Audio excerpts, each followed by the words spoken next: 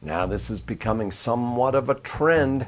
A pastor at a megachurch in Texas is calling on his faithful, the flock, to go forth and, well, the flock should have sex for 7 straight days, meaning the married couples in the flock, meaning with each other, the married couples in the flock, to strengthen those marital bonds.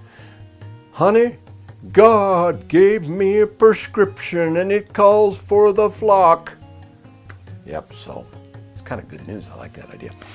Holy Toledo in Ohio. A boxing ring stolen in a Toledo gym. Thieves breaking and taking the entire ring. Shouldn't be that hard to track that down, but they're pleased to bring it back. It's one of those, Center City gyms that they need for, their everyday pummeling duties. And a gentleman is suing classmates.com. Do you get those emails? Look who's searching for you. 12 people are looking for you. Well, this guy's like, really? So he signs up for the gold premium package and then he finds out that nobody's looking for him. All those false hopes and promises.